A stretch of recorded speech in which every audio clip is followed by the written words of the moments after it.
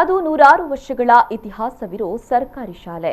ಶತಮಾನೋತ್ಸವದ ಸಂಭ್ರಮದಲ್ಲಿದ್ರೂ ಕೂಡ ಇನ್ನೂ ಕೂಡ ದುರಸ್ತಿ ಕಾರ್ಯ ನಡೆದಿಲ್ಲ. ಹಾಗಾಗಿ ಇಲ್ಲಿನ ಹಿರಿಯ ವಿದ್ಯಾರ್ಥಿಗಳೇ ಸೇರಿಕೊಂಡು ಸಪ್ತಾಹ ಮಾದರಿಯ ಕರಸೇವೆಗೆ ಮುಂದಾಗಿದ್ದು, ಇದೀಗ ಈ ಯೋಜನೆಗೆ ಚಾಲನೆ ನೀಡಲಾಗಿದೆ. ಅಷ್ಟಕ್ಕೂ ಆ ಶಾಲೆ ಯಾವುದು? ಈ ಸ್ಟೋರಿ ನೋಡಿ. ದಕ್ಷಿಣ ಕನ್ನಡ ಜಿಲ್ಲೆಯ ಪ್ರಾಚೀನ ಕಟ್ಟಡಗಳಲ್ಲಿ ಒಂದಾದ ಸರ್ಕಾರಿ ಶಿಕ್ಷಣ ಸಂಸ್ಥೆ ಪುತ್ತೂರಿನ ಕೊಂಬೆಟ್ಟು ಬೋರ್ಡ್ ಹೈಸ್ಕೂಲ್. ಈ ಕಟ್ಟಡದ ಮಾಡನ್ನ ತುರ್ತು ದುರಸ್ತಿಗೊಳಿಸುವ ನಿಟ್ಟಿನಲ್ಲಿ ಹಿರಿಯ ವಿದ್ಯಾರ್ಥಿಗಳು ಹಮ್ಮಿಕೊಂಡ ಸಪ್ತಾಹ ಮಾದರಿಯ ಕರಸೇವೆಗೆ ಚಾಲನೆ ನೀಡಲಾಗಿದೆ.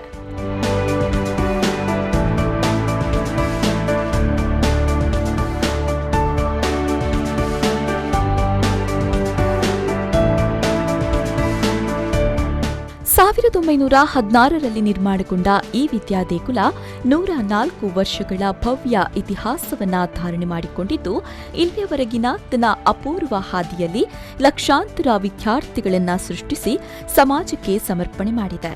ಪುತ್ತೂರು ಮಾತ್ರವಲ್ಲದೆ ಸುತ್ತಮುತ್ತಲಿನ 10 ಊರುಗಳಲ್ಲಿ ಸುಮಾರು 3 ತಲೆಮಾರಿನ ಶಿಕ್ಷಣವಂತ ಜ್ಞಾನಿಗಳನ್ನು ರೂಪಿಸಿದ ಕೊಂಬೆಟ್ಟು ಶಾಲೆ ಪುತ್ತೂರು ತಾಲೂಕಿನಲ್ಲೇ ಅತಿ ಹೆಚ್ಚು ವಿದ್ಯಾರ್ಥಿಗಳನ್ನು ಹೊಂದಿರುವ ಸರ್ಕಾರಿ ಪ್ರೌಢಶಾಲೆ ಎಂಬ ಹೆಗ್ಗಳಿಕೆಯೂ ಈ ಸಂಸ್ಥೆಗಿದೆ. ತನ್ನ ಭವ್ಯ ಇತಿಹಾಸದ ಕಾರಣದಿಂದ ಪಾರಂಪರಿಕ ತಾಣ ಎಂಬ ಹೆಗ್ಗಳಿಕೆಯನ್ನ ಸಂಪಾದಿಸಿಕೊಂಡಿರುವ ಈ ಕಟ್ಟಡವನ್ನ ಅದರ ಮೂಲ ರೂಪದಲ್ಲೇ ಉಳಿಸಿಕೊಂಡು ಪುನರುತ್ಥಾನಗೊಳಿಸಬೇಕಾದ ಅನಿವಾರ್ಯತೆ ಸಮಾಜ ಮತ್ತು ಸರ್ಕಾರದ ಮುಂದಿದೆ. ಇದನ್ನ ಗಮನದಲ್ಲಿರಿಸಿದ ಇಲ್ಲಿನ ಹಿರಿಯ ಶಿಕ್ಷಕರು ಮತ್ತು ಹಿರಿಯ ವಿದ್ಯಾರ್ಥಿಗಳು ಹಾಗೂ ಶಿಕ್ಷಣ ಪ್ರೇಮಿಗಳು ಜೊತೆಗೂಡಿ ಶಾಲಾ ಕಟ್ಟಡದ ಮಾಡನ್ನ ತುರ್ತು ದುರಸ್ತಿ ಮಾಡ್ತಾ ಇದ್ದಾರೆ.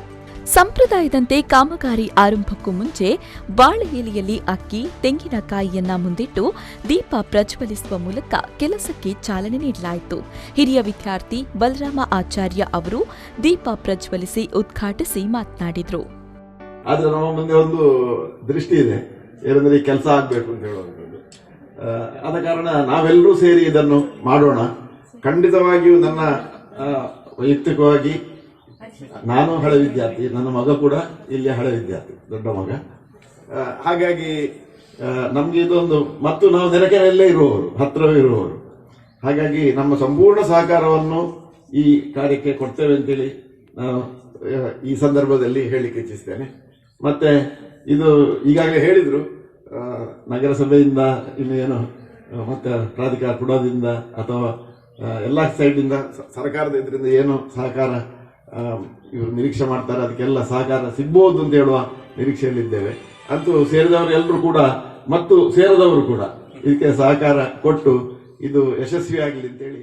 ಸ್ಥಳೀಯ ನಿವಾಸಿ ಪದ್ಯಾಣ ಶಂಕರನಾರಾಯಣ ಭಟ್ ಅವರು ತೆಂಗಿನಕಾಯಿ ಒಡೆಯುವ ಮೂಲಕ ಕರಸೇವೆಗೆ ಚಾಲನೆ ನೀಡಿದರು.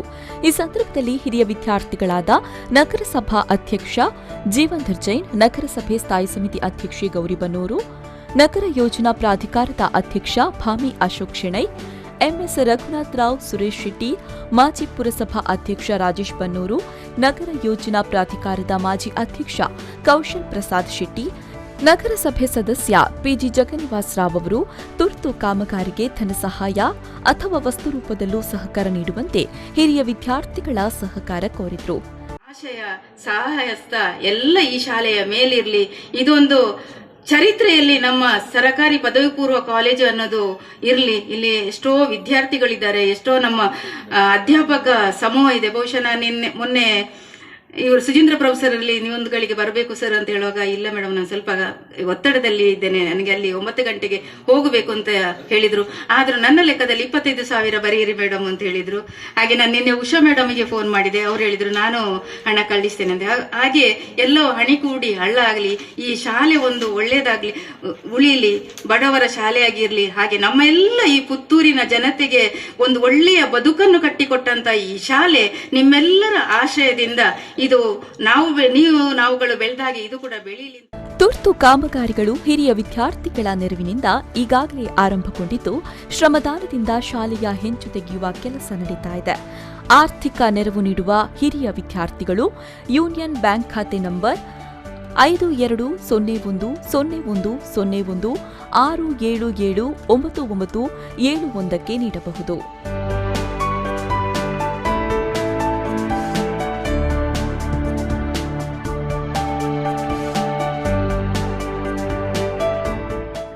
ಜ್ಯೋತಿ ಪ್ರಕಾಶ್, ವಿ4 ನ್ಯೂಸ್ 24/7 ಪುತ್ತೂರು.